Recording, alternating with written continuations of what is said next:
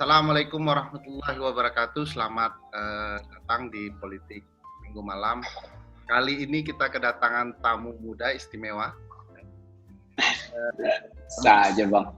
Perkembangan politik di 2019 hingga sekarang masih kenal figur ini. Pak Maldini, terima kasih. Selamat datang. Semangat baru. Semangat baru.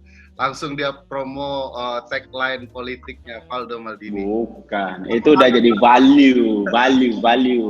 Apa kabar, Do? Sehat-sehat? Sehat, Bang. Alhamdulillah sehat. Di kampung lancar. Abang Le, sehat, Bang? Sehat, alhamdulillah. Makasih, Do. Sudah hadir. Siap. Ini. Makasih lah diundang, Bang. Awak salut lo, sangat lo. Jadi, Valdo ini kalau background pendidikannya yang saya tahu, S2 di Inggris, S1 di Jakarta UI, SMA di SMA 3 Padang. Nah, kurang lebih begitu ya, benar ya, Do ya? Siap. Nah, SMA 3 Padang nih kayaknya memang ditakdirkan jadi gubernur kayaknya. Sekarang gubernurnya Amin. Kata Buya Mahyeldi harus SMA 3 Padang lagi setelah itu katanya. Baru setelah itu SMA 3 Padang Valdo katanya. Benar nggak, Do? Jadi kata Buya Mahyeldi, kata Buya harus SMA 3 Padang. Ya, tapi dia dulu baru Valdo Maldini katanya. Buya bisa aja.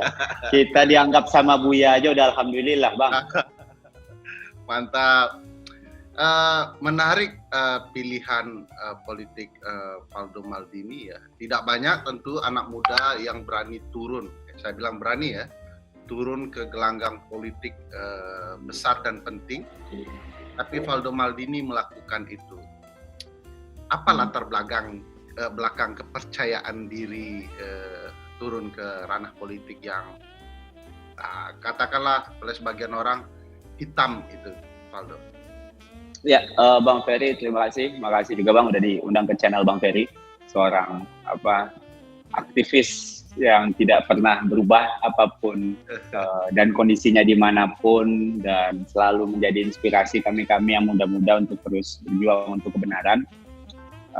Terlepas dari apapun yang terjadi, memang kehadiran Bang Ferry, apalagi udah nge-YouTube sekarang Bang, jadinya kami para YouTuber ini punya saingan Bang sebenarnya dengan kehadiran Abang. Tapi udahlah. Pertama Bang, pasti alasannya adalah karena punya kekesalan sih Bang terhadap politik dan politisi gitu. Bahwa ada banyak hal yang seharusnya bisa diselesaikan oleh mereka, namun sepertinya proses itu berjalan jadi lebih lambat gitu dengan kondisi seperti sekarang gitu. Padahal satu tanda tangan seorang politisi itu berdampak besar untuk kehidupan orang banyak. Sebelumnya saya di bisnis. Taruhlah saya punya beberapa karyawan, ya lumayan banyak sih Bang sebelum saya terjun fokus ke politik. Ya kalau seandainya saya punya karyawan misalnya 1.000 misalnya, sebulan itu ya maksimal saya cuma bisa mempengaruhi kehidupan 4.000 orang. Itu pun kalau dibandingkan dengan satu orang camat itu jauh Bang jumlah orang yang saya urusin. Ya, sebelum itu saya juga di mahasiswa sempat diamanahkan sebagai presiden mahasiswa ya kalau bahasanya teman-teman di sini. Tapi kalau di kampus kita disebutnya namanya BEM, ketua ya, bukan presiden. Karena presiden naik motor itu aneh juga ya, presiden BEM ya. Nah, jadinya itu juga tempat menemukan passion, dan saya juga memiliki kekesalan yang sama. Proses perjalanan kehidupan saya dari menjadi aktivis, lanjut ke bikin komunitas, dulu sempat bikin komunitas namanya pulangkampung.com yang mempunyai member sampai 30 ribuan, banyak kerja sosial, bangun masjid, bikin kampung jadi punya listrik dekat Unan itu Bang, Kampung Sungkai, ya kan, advokasi, proses kontribusi, bikin pelatihan, talks, dan macam-macam. Kalau seandainya politisinya nggak ngerti, susah Bang. Sampai kiamat kita juga kerja nggak bakal jadi barang gitu. Ya, karena kalau nggak ada keberpihakan para politisi susah. Sehingga saya pulang dari kuliah umur 25 memang langsung masuk parpol. Ya, karena memiliki kesadaran itu. Dan kenapa parpol? Karena kita menganut demokrasi, institusi demokrasi itu ya partai politik.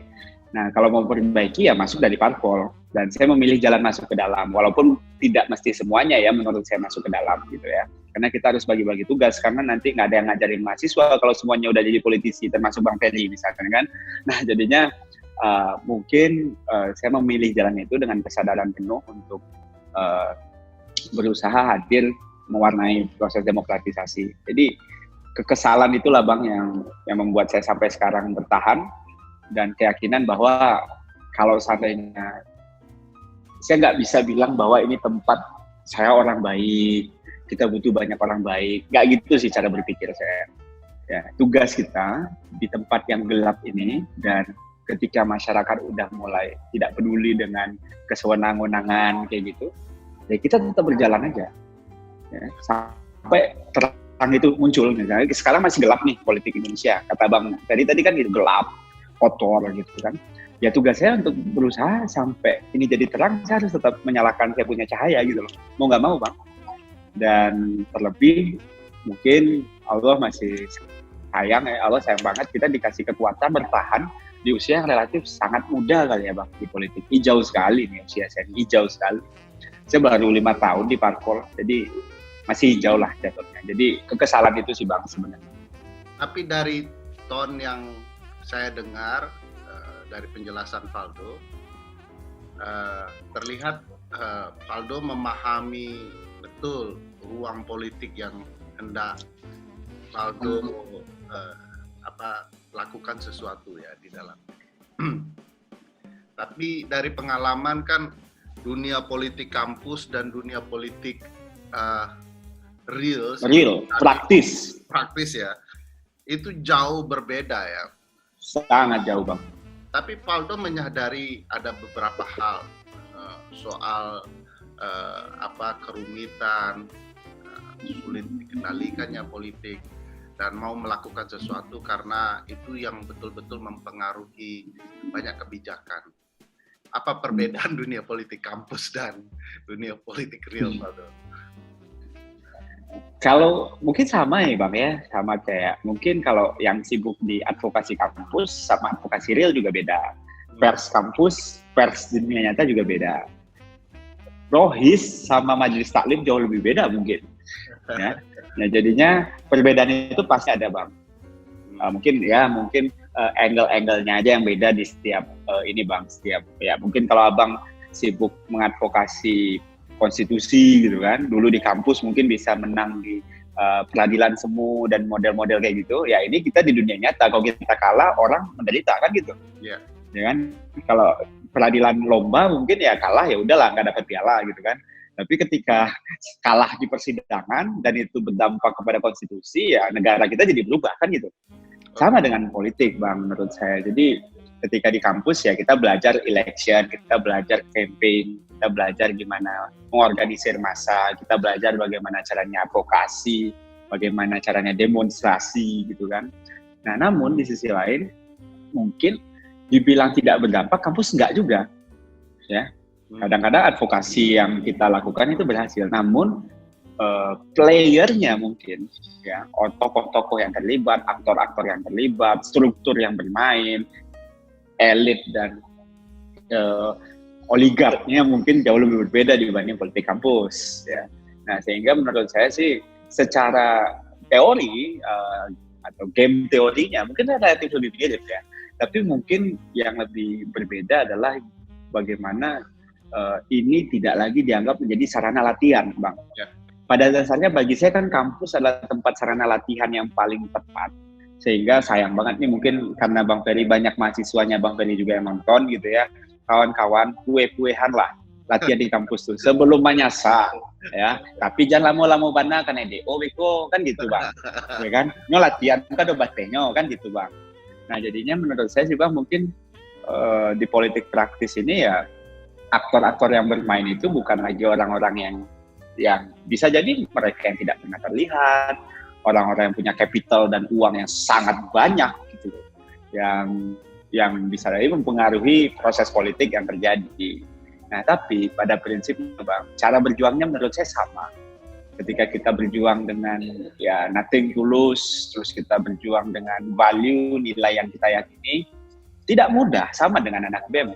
Anak BEM ini ketika di politik kampus, jangankan mahasiswa seuniversitas, kadang-kadang anak BEM aja nggak mau dukung gitu loh. Nah itu kan yang bikin rumit kan. Apalagi kalau kita, Bang Ferry di UNAN kan, Fakultas Hukum punya negara sendiri, itu udah kayak federal juga gitu kan. Nah sehingga menurut kami memang spiritnya sama, tapi mungkin dalam konteks operationnya ya mungkin ada lebih banyak aktor yang bermain, yang bisa jadi itu mempengaruhi keputusan-keputusan yang terjadi. Mungkin aktornya nggak kita sadari gitu, tapi mereka mempengaruhi. Mungkin begitu Bang. Kalau kampus kan ya relatif orangnya bisa kita ukur Bang, ya kan? Keinginannya, capitalnya, terus kepentingannya. Kalau di politik praktis sih harus pandai-pandai kita Bang. Mungkin begitu. Menarik Dok.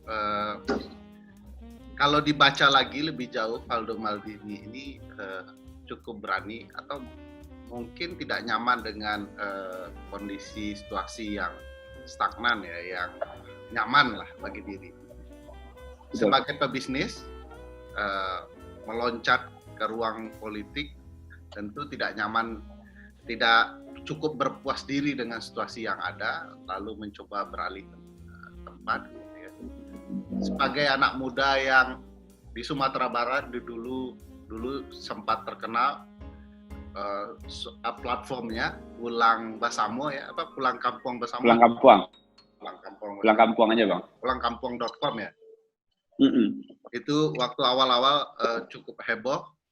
Itu sudah ditinggalkan atau masih ada, Dok? Saya ketika masuk politik saya tinggalin semua Bang. Tinggalin semua ya. Bisnis, komunitas, karena saya nggak mau kepentingannya jadi bias Bang. Ya, okay. Karena jangan sampai anak-anak itu kalau nggak ngikut saya jadinya nggak saya temenin gitu loh. Okay. Karena kita udah banyak belajar juga kan sama keadaan-keadaan yang selama ini. Makanya saya ketika udah di Parpol, jadi ketua Parpol sekarang, banyak tawaran A, B, C, D, saya bilang enggak lah. Udahlah, ini mungkin udah jalan hidup saya. Dan saya memilih begitu. Itu sebabnya saya bilang Faldo cukup berani dengan menerima konsekuensi segala hal untuk sebuah sikap pilihan itu ya. Tapi pertanyaannya ini, Dok, begitu masuk ke ranah politik luar biasa nasional ya, nama Faldo cukup meroket di 2019 ya, dengan kurang lebih anak muda yang membawa perspektif baru dalam politik. Tapi ada ya, kalau boleh tidak nyaman dengan situasi stagnan atau kondisi yang sudah dimiliki. Faldo dari sebuah partai ya, ini yang sering dipertanyakan orang ya, Partai PAN.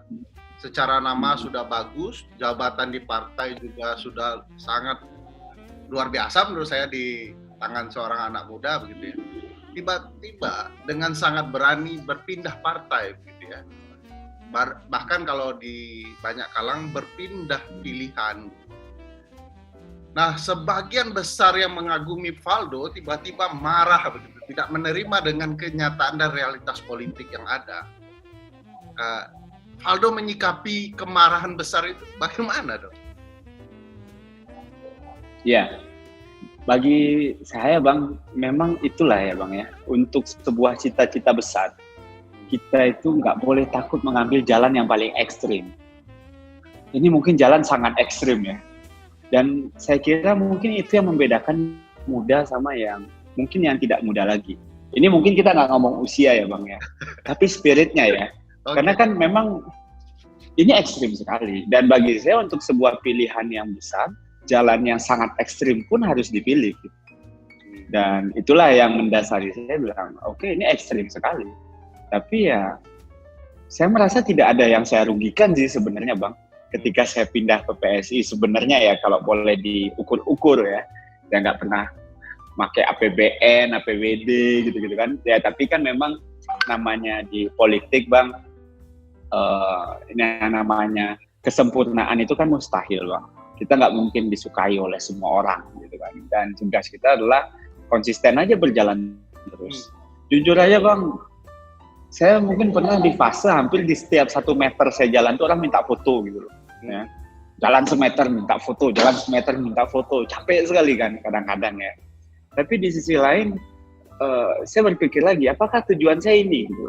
Apakah ini yang menjadi tujuan saya berpolitik? Gitu? Menjadi populer, menjadi orang yang dalam tanda kutip mengambil zona-zona yang difavoritkan, populisme dan sebagainya. Sehingga itu menciptakan zona nyaman kan Bang pada akhirnya, dimana saya juga bisa tetap stay gitu. Nah tapi yang paling penting kan bagi saya ketika ditanyakan begitu, saya juga alhamdulillah sih Bang sampai 8 bulan saya gabung ke sini masih ditanyakan. Berarti kan masih banyak sekali pertanyaan-pertanyaan yang belum selesai. Mungkin ini titipan dari orang atau dari Bang Ferry sekali, tapi pada prinsipnya Bang Ferry, yang bisa kami lakukan sebagai politisi hanya terus jalan Bang. Ya, misal nih, ketika saya pindah, ternyata mau jadi gubernur, kan bagi kita sebenarnya kan jadi gubernur, jadi bupati itu kan nggak jadi soal. Kalau pengen memperbaiki parpol ya udah jadi orang yang ngurusin parpol, kan itu sebenarnya. Jadi gubernur, jadi bupati ini kan sebenarnya 5 tahunan, syukur-syukur 10 tahunan gitu kan. Kadang-kadang bisa ngawur di tengah jalan lain lagi soalnya, mudah-mudahan kita nggak termasuk dari situ. Nah sehingga yang kita lakukan sekarang hanya jalan terus Bang. Ini kayak jalan di padang pasir sih kalau menurut saya Bang. Satu-satu ada yang hilang, ada yang ikut 2, tambah 3, hilang lagi 5 gitu loh Bang. Yang udah pernah ikut yang bareng kita bisa hilang, yang dulu mungkin marah-marah sama kita bisa jadi yang paling depan sekarang. Nah jadinya ketika pulang misalnya Bang, umur kurang misalnya kan, itu kan dalam artian kan udah ekstrim apes pula kan gitu. Ya kan? 1 hari udah ekstrim. 1 hari lagi, kita pikir-pikir 1 hari ini apa yang bertambah dari kita. Misalnya, kecuali volume otak saya jadi makin besar, kan enggak juga. Paling kumis saja Bang, nambah itu pun 1 milimeter. Ya kan? Nah jadinya, ya tapi, ya dan kita udah tenggelam pula lah di pesisir selatan kampanye kan, udah hitam, ini, begitu kan. Tapi kita jalan terus gitu loh. Jalan terus, nggak berhenti, dihajar, di ini, di itu. Dan bagi saya, ini nggak bisa dijawab dengan kritik. Kritik dijawab dengan balasan kata-kata nggak cukup Bang. Jadi, dan sekarang ketika COVID, umur jadi cukup, balik lagi nih anak gitu. Ya saya sekarang berharap orang Sumbar jadi iba gitu. Yo pakai hati Faldo gue gitu. Yo ndak baranti-baranti. Laki itu lagi ranjau, takaput, tagak, dan lain-lain. Kan gitu Bang. Jadi mungkin itu juga ya, mungkin konsistensi yang selama ini kita pegang. Sehingga kita diberi kekuatan untuk terus jalan tentu. Makanya saya selalu ngomong kami Bang, karena ini saya nggak sendirian. Ya ada banyak teman-teman yang masih percaya bahwa ayo Dok jalan terus. Karena Bang gini, jumlah politisi muda di Indonesia, Abang bisa hitung sama jari. Kalau dikeluarkan bukan orang-orang biasa gitu loh. Dan jumlahnya itu sedikit, ya kan?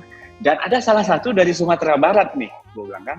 Ya, yang di bawah 30 tahun nih Bang, bagi saya ada 2 lah yang mencolok, Faldo dan Samara misalnya. Satunya dari Sumbar misalnya, ya kan? Jadi ini game yang sebenarnya mudah-mudahan akan jadi kemenangan bersama gitu. Ketika seorang Faldo Maldini sudah bisa membuka ruang, ini sama kayak dulu ketika saya berhasil masuk UI kali ya Bang ya.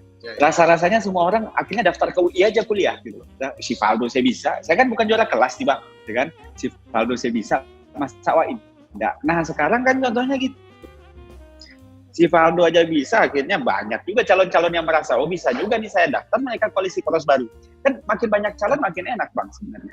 Nah sehingga ini mudah-mudahan nanti kawan-kawan yang udah lulus di umur 22 Bang, ya kan, tiba-tiba mereka bisnis di usia 23, 24, bikin startup sukses, 25 dia udah berani jadi wali kota, ya kan, 25 dia udah berani jadi bupati, walaupun dia bukan anak siapa-siapa, gitu. Jadi ya, itu sih Bang, saya ini kan di badan saya ini udah ada tato Bang, ex-aktivis, ya kan, jadinya kalau meleong-meleong saya juga yang kena Bang, gitu kan. Ya, saya suka nggak suka.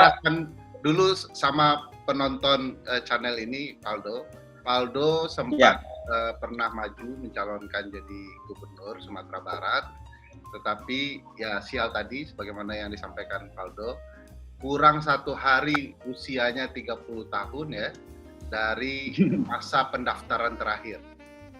Faldo sudah berjuang secara konstitusional, menempuh jalurnya di Mahkamah Konstitusi, tetapi prosesnya belum selesai ya Faldo. Pendaftaran sudah mau berakhir ya. Dan syukur alhamdulillah tentu saja Faldo diberi kesempatan, tiba-tiba COVID terjadi, pendaftaran diundur. Dan usia Faldo menjadi cukup mendaftar, walaupun sempat sudah pingin, ya sudah kalau begitu pilihannya ke pesisir selatan saja. Faldo ini satu kampung dengan saya ya, pesisir selatan. Siap Pak. Begitu sudah sampai pesisir selatan, ada panggilan cukup usia begitu ya.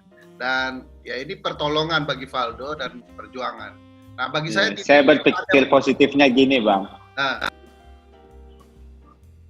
apa positifnya Dok? Halo? Ya, Allah pengen saya maju pilgub. Halo, Bang? Tes, cek. Suara bagus, tapi... Ya, positifnya... Terus. Positifnya saya berpikir Allah tuh pengen saya jadi gubernur. Ada pernyataan menarik. Satu, pilihan jadi gubernur. Kedua, soal peran politik anak muda yang tidak banyak digeluti. Faldo mengidentifikasi dirinya sebagai anak muda biasa, berasal dari keluarga biasa, ya. Tapi yang menarik begini, ini semacam kritik juga menurut saya bagi kondisi perpolitikan tanah air, di mana partai bergerak atau digerakkan oleh anak-anak muda yang biasanya adalah keturunan para politisi dan mereka sering diberi karpet merah. Saya tidak sebut anak Pak Jokowi misalnya atau mertua beliau atau yang lain ya. Tetapi memang ini tradisi politik Indonesia ya. Dan Faldo mau mencoba sebagai orang yang tertarik dengan dunia politik, sadar politik memiliki arti penting di masyarakat sosial, lalu ingin terjun di dalamnya menghadapi berbagai rintangan. Cuman pertanyaan saya, Dok, apa nggak berat berhadapan dengan dinasti politik yang ada begitu? Anda tidak akan mendapatkan kenyamanan seperti yang dimiliki oleh para anak politisi kan? Di Padang juga ada dinasti itu sebenarnya. Nah, Faldo, bagaimana menghadapi riuh rendah partai politik yang hanya memberi karpet merah kepada anak-anak para politisi itu, Dok?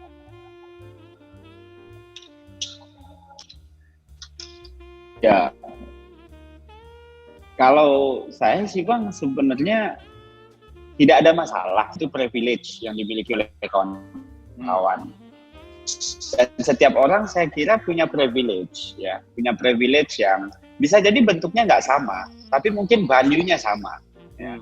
Ada yang mungkin mampu menikmati privilege itu, ada mungkin yang mampu, yang merasa menjadi anak pejabat itu tidak juga happy, karena setiap capaian dia dibilang karena bapaknya, padahal dia juga usaha. Gitu. Saya kenal beberapa teman-teman yang terlahir dari keluarga pejabat gitu misalnya, mereka sebenarnya bertarung habis gitu loh Bang, berjuang gitu loh, tapi selalu diklaim karena orang tuanya membantu gitu. Jadi ya positif negatif juga sih Bang privilege, dan ada juga saya temukan kawan-kawan yang memang mampu menggunakan privilege itu. Nah, jadi bagi saya setiap orang itu punya privilege masing-masing ya, karena ya saya percaya Allah itu maha adil sih Bang sebenarnya. Kita nggak dapat di sini, kita dapat di sana. Kita nggak dapat di sana, kita dapat di sini. Gitu loh. Namun yang bisa saya lakukan sekarang, dan saya sangat percaya Bang, bahwa setiap partai itu sebenarnya punya keberpihakan yang besar ke anak muda. Sadar kok mereka gitu. Ya. Namun dalam teknis operasinya gitu, mungkin untuk membuang itu memang butuh sama-sama.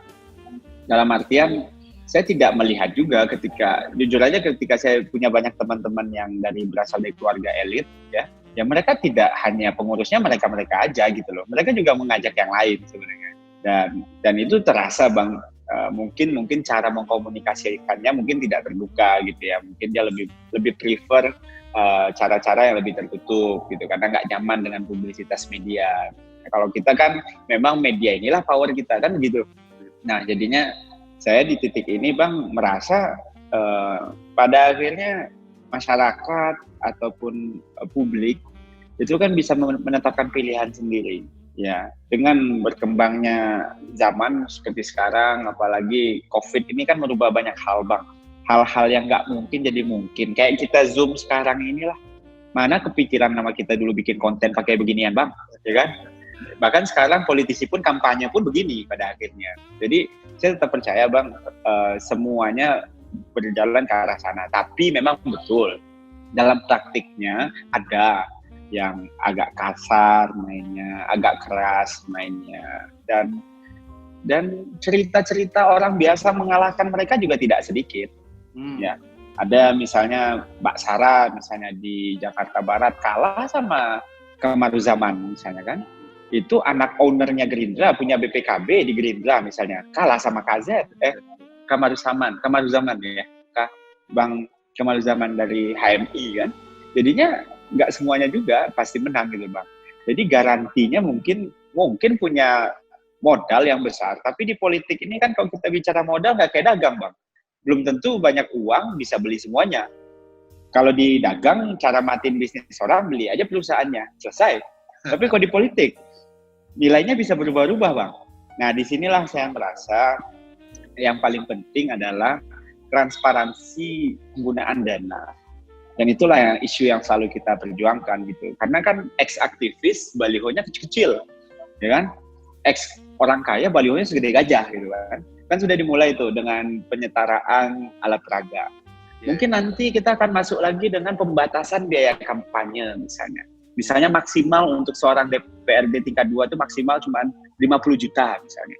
Nah, sehingga kalau dipentokin atasnya misalnya kan, sehingga mereka adu-adu kuat turun aja kan, adu-adu meyakinkan publik. Kita ini kan nggak jelas selama ini, mau dibiayai negara, masyarakat nggak setuju, ya kan? Kalau seandainya mau bebas dagang jadi lobbyis juga dapat funding yang besar juga nggak boleh gitu loh. Kan nggak ada kepastian Bang. Kalau seandainya pendanaannya jelas, misal pengen jadi gubernur, patokannya maksimal 5 miliar gitu. Ya sudah, lebih dari 5 miliar didiskualifikasi misalnya. Nah, itu kan butuh banyak policy maker yang pengen punya kesadaran itu. Nah, mudah-mudahan saya rasa dengan cara begitu, jadi batas uang jadi tidak lagi relevan gitu. Kekuatan sumber dana finansial, pengaruh, dan macam-macam, itu jadi bisa kita kurangi dampaknya, Bang. Makanya salah satu ide kita masuk ke politiknya adalah memang financing politik ini. Karena kalau begini terus, nggak banyak kawan-kawan yang berani masuk politik, Bang. Bayangin aja, modal kampanye berapa? Gaji gubernur itu oke lah, take home pay-nya bisa dapat 250 juta misalnya, ya. Tapi kan gaji pokoknya 6 juta. Uang yang dikelola 7 triliun misalnya. Tapi gajinya cuma 250 juta misalnya, take home pay-nya. Itu pun habis untuk operasional. Bayangin teman-teman saya aja yang jadi direktur utama, uang yang dikelola cuma 1 triliun. Gajinya udah sampai 500 juta. Ini kan nggak masuk akal. Belum lagi pensiun, gajinya cuma $100 Bang, 1,3 juta. Mau ngapain? Ya kan gitu. Ya, kan ini jadi zolim sih Bang menurut saya, uang triliunan yang dipegang tapi tanggung jawabnya besar gitu, tapi yang didapatkan itu tidak seimbang, akhirnya banyak maling kan di situ jadinya. Ini yang kita khawatirkan gitu. Jadi akarnya adalah transparansi keuangan finansial sehingga kita bikin lapangan perpolitikan yang rata. Nah itulah yang menjadi, kalau Abang tanya apa sih tujuan Valdo berpolitik, politik for all bagi saya. Jadi semua orang itu nggak takut masuk politik. Jadi pada akhirnya anak-anak berani bercita-cita menjadi politisi di usia muda. Makin muda, makin fresh, makin banyak tenaga, makin lancar berpikir, sehingga makin jauh dari keanehan cara berpikir. Karena ketika sudah di waktu-waktu senja itu kan sudahlah ngurus anak saja, gitu kan. Nah, jadi nggak kuat. Gitu. Suka nggak suka kita nggak bisa melawan alam sih Bang menurut saya. Ini kan alam ya. Oke, menarik tagline-nya ya, politik untuk semua. Tapi ada juga kesadaran bahwa uang jadi gubernur nggak cukup. Sementara dana yang akan dikorbankan untuk pemilu kada jauh lebih besar. Tawaran Faldo kalau jadi gubernur, ya apa begitu ya, menghadapi realitas finansial itu, apa yang Faldo akan lakukan dan mau bukti seperti apa yang ingin diberikan kepada semua orang bahwa kalau saya jadi gubernur, saya akan merubah pola yang berbeda yang selama ini akhirnya kan politiknya bancakan, keluar uang banyak, ternyata gajinya sedikit, yang dilakukan membancak anggaran. Nah, Faldo punya tawaran apa? Ya, yang pasti pertama begini, Bang. Saya tetap percaya setiap orang yang menjadi bagian dari pemerintahan adalah orang-orang yang sudah terdidik, terpatri di hatinya untuk ya mengabdi kepada masyarakat. Ya, mau di pemerintahan, mau di akademis, mau di mana gitu ya. Pasti tetap ya di kedokteran, kesehatan dan macam-macam. Nah, namun yang paling penting, saya punya concern sangat besar sebenarnya kepada kesejahteraan para penyelenggara negara.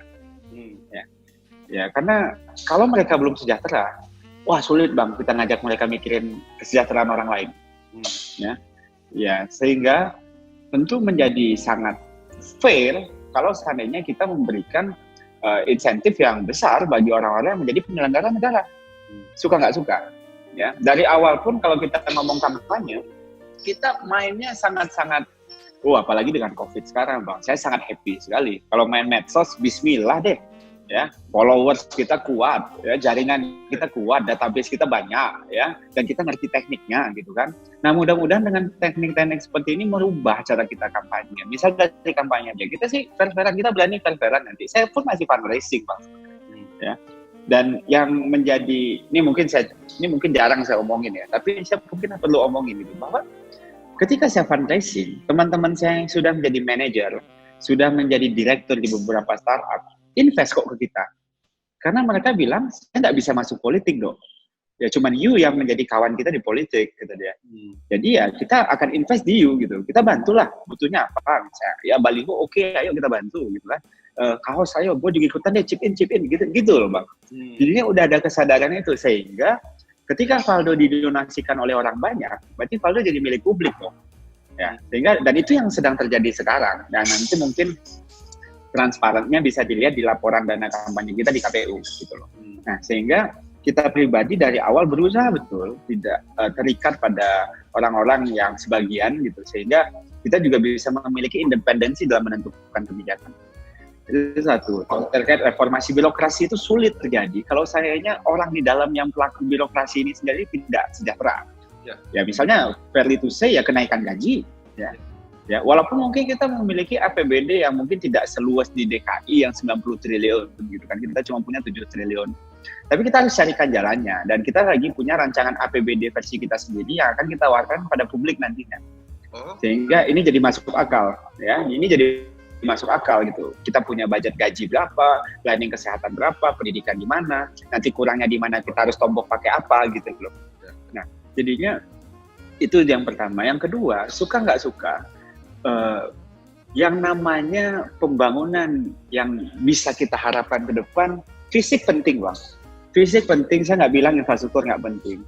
Tapi sebagai daerah di Sumatera Barat yang tidak punya ladang minyak, yang tidak punya banyak tambang gitu, investasi kita harus ke manusia Bang.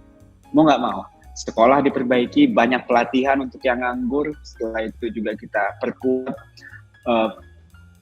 Sumatera Barat kembali menjadi pusat studi Islam modern, karena mulainya dulu dari Sumatera Barat, Islam di zaman yang modern ini gitu kan. Dan sekarang kita kehilangan kauman, tawalib dan macam-macam itu kan. Itu kan menjadi keresahan kita semua. Dulu dibilang Sumatera Barat ini industri otak, tapi COVID kemarin mengajarkan kita betapa banyaknya expert di Sumatera Barat yang sebenarnya capable. Namun selama ini mungkin nggak dapat kesempatan gitu. Namun ketika COVID, ya Dr. Andani itu kan inspirasi kita Bang. Ternyata FK UNAN bisa melakukan testing yang luar biasa, lebih cepat, dan membangun lab yang sangat efektif, model tracingnya, dan macam-macam. Dulu waktu saya kecil, waktu saya SMP di Kota Padang, itu kan kakak-kakak sepupu itu kuliahnya di FK UNAN. Kakak-kakak itu bilang, mahasiswa tuh dari Malaysia studi ke sini. Lah kita berobatnya ke Malaka. Ini kan lucu sekali. Nah jadinya mau nggak mau bang, ini mungkin bukan seindah kita bangun jembatan, seindah bangun jalan gitu, nggak kelihatan nih barang. Tapi nggak mau nggak mau harus dimulai sih bang. Maksudnya banyak orang Minang yang tumbuh dan kita bisa bilang sukses ketika dia bertahan di luar, karena dia bertarung di sana. Dan saya sebenarnya didikan dari luar juga gitu. Namun mau nggak mau bang, ilmunya, makanya itu juga yang salah satu hal yang selalu membuat saya yakin saya harus di sini. Rasanya agak kurang arif aja saya kalau apa yang saya dapetin itu untuk diri saya sendiri di usia 30 tahun bang. Ini yang saya dapetin udah banyak banget gitu sebenarnya, dapat kuliah keluar, beasiswa, ABCD dan macam-macam. Saya pengen ini menjadi prioritas kita ya. Misalnya kita mulailah bermimpi APBD itu juga kontribusi ke pendidikan tinggi. Selama ini kan dinas pendidikan SMA nih, SMP dan SD, TK itu di kabupaten. Nah, pendidikan tinggi sekarang juga ada kaitannya sama kementerian. Kita nggak usah ngelihat lagi ini domain siapa gitu. Tapi ini domain Sumbar gitu loh. Mau nggak mau ya gubernurnya harus memikirkan itu gitu loh. Dan koordinasi sama wali kota, koordinasi sama menteri gitu kan. Nah, di situ mungkin kita mulai, dan itu bisa terlihat nanti dari keberpihakan anggarannya sih Bang. Ya, sekarang kan kita punya concern misalnya, saya sempat bertanya ke UNAN beberapa kali berapa sih budget untuk orang yang mohon maaf nggak mampu, ya udah nggak ada gitu. Nah, itu kita berani tambah gitu loh. Nggak ada cerita anak-anak di Sumbar itu nggak bisa sekolah. Nggak ada cerita orang-orang di Sumbar itu ke rumah sakit itu waktu tunggunya masih di atas 10 menit. Kita maunya 5 menit misalnya kan. Nggak ada cerita orang-orang di Sumbar itu nggak punya modal untuk dagang misalnya. Apalagi ketika COVID begini, kebijakan ekonomi yang harus kita terapkan adalah bagaimana uang lebih banyak berputar. Sehingga bisa menemukan pertumbuhan ekonomi jangka pendek. Karena kan ketika COVID ini nasional aja negatif 5,32%, apalagi di Sumatera Barat, ya nggak beti-beti lah bang, beda tipis lah itu. Nah sehingga model-model subsidi yang disiapkan, subsidi untuk janda, subsidi untuk ama-ama sekarang nggak berani ke pasar bang, karena nggak ada duit gitu loh, ya kan akhirnya menabung gitu kan. COVID ini kan mohon maaf ya bang ya, lapangan kerja yang dihilangkan karena COVID ini kan proyeksinya 15 juta orang. Nah sehingga kan kita akan muncul banyak pengangguran. Ini yang jadi gubernur sekarang ini bang, startnya nggak dari nol nih, minus. Dan itu harus disadari gitu loh. Dan itu harus disadari ketika minus, kita harus bisa bikin lompatan-lompatan. Kebijakan ekonominya jangka pendek, pendidikannya investasinya begitu. Terus bagaimana kita membangun UMKM itu, misalnya kita kayak lihat handphone ini deh. Ya, saya gini aja, ada satu kecamatan yang fokus di touchscreen-nya aja atau layarnya, satu kecamatan yang fokus di baterinya aja, ya, satu kecamatan yang fokus di sistemnya. Jadinya mau nggak mau kita ya jujur aja sih bang, kita kan ekonomi kita ditopang sama konsumsi. Mau nggak mau kita harus alihkan ke produksi bang. Nah makanya dengan hadirnya senior-senior menjadi wakil gitu kan, dialah yang akan ngedeal sama nenek mama, gitu kan. Tolong tuh beresin ini tuh gitu kan. Soalnya kalau seandainya ini pabrik dibuka di sini, walaupun kita nggak pengen juga semuanya jadi buruh, tapi suka nggak suka lapangan kerja harus kita ciptakan. Dan tujuan orang kuliah kan nggak semuanya jadi buruh juga. Ya akan tetap kita latih mereka pada akhirnya jadi pengusaha. Saya nggak akan berani bilang 1 juta pengusaha, 10.000 pengusaha bang. Karena kos untuk bikin satu pengusaha itu mahal sekali bang. Saya biarlah pengusaha itu 3, tapi kayak Sandiaga Uno semua. Sehingga dia punya kaki yang banyak gitu loh. Dan itu yang pengen kita ciptakan. Perspektif kita begitu. Jujur saja saya nanti orang bilang saya pendukung Valdo, terserah nggak apa-apa. Tapi apa yang Valdo gagas itu menurut saya menarik. Satu soal pembenahan birokrasi. Tidak mungkin orang bisa bekerja dengan baik kalau kepastian kesejahteraan hidupnya tidak pasti kan gitu. Tidak mungkin dia melayani publik. Ada fokus wawasan, fokus target bahwa ini mau dibangun industri pendidikan begitu ya. Di sini tempat orang belajar dan segala macam. Saya setuju banyak hal yang Valdo gagas. Tapi problematikanya ini Valdo, sebagai gagasan yang luar biasa ya. Apa kendaraan Valdo untuk memastikan gagasan ini betul-betul akan dipertarungkan di dalam kancah pemilu kada Desember nanti? Karena kan Valdo harus berhadapan dengan realitas luar biasa. partai boleh dikatakan tidak ada di Sumatera Barat, partai Valdo begitu ya. Lalu akan berhadapan dengan senior-senior politik yang bahkan boleh dikatakan tidak punya gagasan tetapi punya kendaraan. Valdo punya apa untuk membawa gagasan brilian tadi? Saya punya partai Pusako, Bang. Kenapa takut saya punya partai Pusako, punya kursi. Realitas, nah pendekatan apa yang mau Valdo lakukan kepada publik? Kalau publik ternyata preferensinya dengan gagasan itu kepada Valdo meningkat, saya yakin pasti ada partai yang tertarik. Tetapi kan ini waktu pendek dari keberuntungan bisa lolos 30 tahun menuju Desember, waktu pendek. Nah, strategi apa? Saya tidak ingin clear strateginya, tetapi mau kasih gambaran publik bahwa kami masih punya harapan Valdo akan berhasil. Ya. Apa strategi? Begini sih, Bang. Di titik ini, Bang, jujur saya merasa keajaiban itu udah banyak betul datang ke saya, Bang.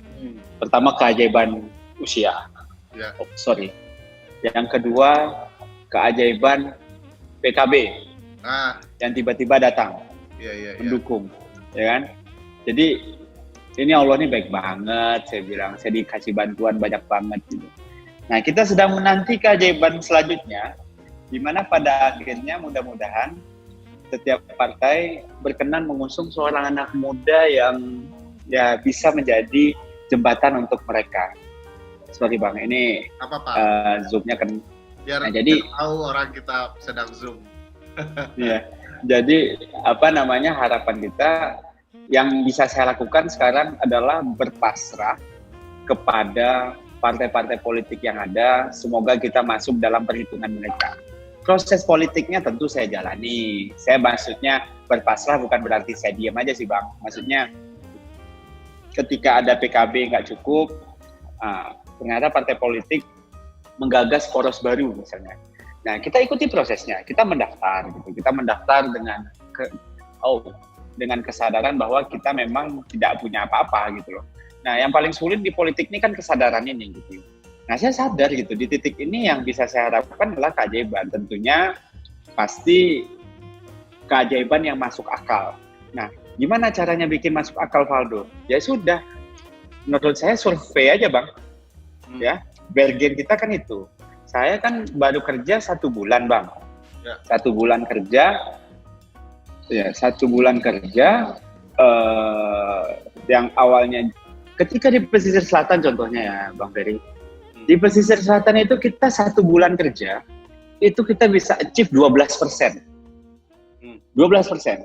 Untuk ukuran seorang anak baru, dengan pengalaman politik yang sangat minim lah di pesisir selatan, itu adalah sebuah achievement yang menurut saya luar biasa. Dan itu di riset sama Poltreking.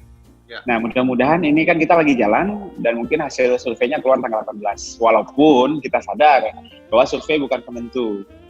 Pasti banyak faktor-faktor lain. Komunikasi kita sama semua partai politik baik. Kita jangankan partai politik yang dekat sama kita. Saya Pak Nasrul Habib pun saya juga ketemu gitu loh. Pak Mahyildi pun saya ketemu gitu kan. Pak Nasrul Habib itu kan orang tua saya lah. Buya Mahyildi, Ustadz, guru ngaji kita semua. Pak Mulyadi adalah anggota DPR RI versi kita lah. Dan mereka adalah orang-orang yang bagi saya adalah orang yang menjadi salah satu mentor di dunia politik. Nah, jadinya Bang Ferry secara clear saya bilang, saya minta doa sih kepada teman-teman semua. Ya mudah-mudahan ada keajaiban selanjutnya yang kita terima, yaitu keajaiban ketiga didukung oleh partai politik. Yang insya Allah sebelum video ini mungkin naiknya sebelum keputusannya. Keputusannya itu tanggal 6 September, Bang. Kita masih punya waktu untuk kerja sekitar 1 bulan. Ya. Mungkin setelah survei kita akan garap itu. Tapi ya intinya sih komunikasi jalan terus Bang. Ketika dipanggil ketua partai yang ngadep. Gitu. Ketika ditanya ya jawab. Ketika ditanya kesiapan ya jawab siap gitu loh. Ketika ditanya kekurangan ya kasih tahu kekurangan. Ya walaupun mungkin nggak semuanya harus dikasih tahu kan gitu. Terus ketika ditanyakan Valdo bisa apa gitu. Dan mungkin salah satu yang menjadi pertimbangan adalah hadirnya muka-muka baru kali Bang, yang mungkin selama ini nggak pernah kebayang gitu. Dan mudah-mudahan ini jadi salah satu yang menjadi pembeda lah, termasuk di poros baru. Harapan kita tentu itu sekarang, karena yang lain kan sudah punya semua. Walaupun kita sama-sama tahu politik ini hobinya last minute semua. Makin last minute, makin kencang. Kalau telat last minute, harga jatuh. Kan gitu Bang. Nah, jadinya yang bisa kita lakukan ya kontrol terus. Ya sekarang saya kebetulan masih banyak di Padang, masih harus keliling di beberapa kabupaten kota. Namun mungkin ya nanti memangnya putusnya kita sama-sama tahu putusnya kan di DPP Bang. Ya tuh, kebetulan kan kita juga ex pengurus DPP. Jadinya insya Allah kita lebih paham. Nah, sebagai petarung tangguh, muda, petarung tangguh, siap menerima realitas politik apapun yang terjadi. Dengan kondisi ini, Faldo siap kalau realitasnya ternyata partai-partai, walaupun gagasan pemikiran Faldo brilian menurut saya, kemudian ditinggalkan saja, lalu gagasan itu diambil mereka, siap nggak menerima realitas itu? Kalau ngerti cara eksekusinya ya ambil aja. Karena kan gagasan ini eksekusinya itu juga penting ya. Maksudnya ada orang yang mungkin bisa berpikir, tapi ya jujur aja Bang, maksudnya pikiran-pikiran yang saya sampaikan kan nggak dari saya semua. Saya ketemu developer, idenya begini. Saya ketemu birokrat, idenya begini. Saya ketemu pegiat musik, idenya begini. Ketemu penyembah gayung pun saya ketemuin misalnya kan, punya ide juga Bang gitu kan. Tapi dalam praktiknya, kompetensi yang dibutuhkan mungkin nggak ada di saya semua. Tapi kan akses ke kompetensi orang-orang kompeten, ya banyak lah sekarang orang-orang mulai berdatangan Bang. Saya ekspor dari strategic marketing, saya ekspor IT. Ini mohon maaf ya Bang ya, ini banyak banget yang bantu kita itu diaspora loh Bang by the way. Mereka stay di luar negeri, mereka ada yang di MIT kuliahnya, ada yang di Oxford. Anak-anak Minang ini, orang-orang Minang, ada yang udah jadi dosen di sana. Mereka bantu kita semua, ya kan? Ada yang nanya, tolong dong, ini Faldo, saya mau transfer, ini rekening saya nih, tapi dolar punya rekening luar negeri nggak? Bikin pula lah kita, kan gitu. Nah, pada prinsipnya sih, ini tentang bagaimana mengumpulkan orang-orang terbaik sih Bang. Nah, ya kalau nggak sih, nggak sesombong itu mengecan, oh ini nggak boleh. Ya, pada akhirnya kan kita sadar bahwa memang ide tetap ide, namun ya ini kan untuk kebaikan Sumbar nggak boleh juga lah Bang kita sesaklek itu sama gagasan. Ya. Artinya siap dengan realitas apapun yang terjadi di ruang politik ya. Kita nothing tulus sih Bang sebenarnya. Yang saya agak khawatir begini, saya terus berharap ya anak muda itu suka berpolitik karena mereka punya gagasan baru yang lebih menarik untuk mendekatkan diri mereka ke konstituen. Berbeda dengan yang lebih senior ya, yang gayanya jumut dan sudah ketinggalan untuk mendekati ke konstituen. Kalau terjadi hal yang buruk, Anda tidak jera, Do? Insya Allah enggak, Bang. Insya Allah enggak. Mudah-mudahan ya, tolong didoakan, jangan tidak didoakan gitu. Jadi tinggal didoakan. Ya, saya berharap Faldo bisa bertarung karena tentu akan ada warna yang berbeda ya. Amin Bang, amin. Ada harapan. Tadi PKB sudah mendekat, lalu mudah-mudahan sama PAN juga kan, karena sebagai salah satu pengurus pusat juga mestinya ada relasinya, dan tentu saja ada partai yang juga melihat nanti hasil survei ya, mudah-mudahan bagus. Beberapa survei dahuluan saya dengar cukup bagus untuk seorang Faldo, mudah-mudahan itu akan mengantar kepada hal yang baik. Saya pikir ini sederhana, Do. 1 menit ke depan saya ingin persilahkan Faldo menyampaikan gagasan lain. Tadi sudah sampaikan secara umum. Kira-kira apa yang membuat publik mestinya mendukung Faldo Maldini di dalam proses ini hingga nanti kalau Allah mudahkan menjadi calon gubernur Sumatera Barat. 1 menit, Do, pesan dari Faldo Maldini. Silakan. Saya sudah keliling sekitar 2.500 titik di Sumatera Barat. Dan tidak pernah saya temukan bahwa orang Minang itu bisa diperintah. Saya, Valdo Maldini, memang tidak punya pengalaman memerintah atau pengalaman pemerintahan. Karena saya bukan tukang perintah. Tidak ada sedikit pun potongan badan saya sebagai tukang perintah. Dalam dunia ini, kita mengenal kata governance. Governance itu tata kelola. Namun, government jadinya pemerintah. Kawan-kawan, Bapak Ibu Dauni, saya ini tidak ingin memerintah. Saya tidak ingin menjadi pemerintah lagi. Tapi, saya biasa ngurusin orang. Sejak dulu ketika mahasiswa, saya ngurusin mahasiswa yang kena DO, nggak punya uang untuk kuliah. Ketika di PPI Inggris menjadi ketua, saya ngurusin PKI, mahasiswa Indonesia yang terdampar di luar negeri, pulang membangun komunitas, mengurus orang-orang bangun masjid, mengurus orang-orang yang nggak bisa sekolah, nggak punya alat transportasi, kita cariin sepeda, kita urus semuanya. Saya tidak ingin memerintah Bapak Ibu, tapi saya ingin mengurus Bapak Ibu dan Udauni semua. Jadi, kalau Bapak Ibu ingin diperintah, pilih yang lain aja. Tapi, kalau pengen diurusin, pilih Valdo Maldini. Itu aja. Mantap. Valdo, terima kasih. Siap, Bang Ferry. Terima kasih. Politiknya saya harap semakin kian cemerlang ke depan dan memberikan harapan. Tolong dibimbing terus, Bang. Siap, Allah. Saya malah belajar dari Valdo banyak hal. Dan mudah-mudahan ada keajaiban ketiga atau keempat Valdo yang akan menanti Valdo ke depan dalam proses ini. Amin. Terima kasih. Amin. Assalamualaikum warahmatullahi wabarakatuh. Waalaikumsalam warahmatullahi wabarakatuh. Terima kasih banyak. Siap, Bang. Ya. Jika ingin diperintah, pilih yang lain. Mantul. Oke, Bang. Oke, Do. Assalamualaikum. Waalaikumsalam.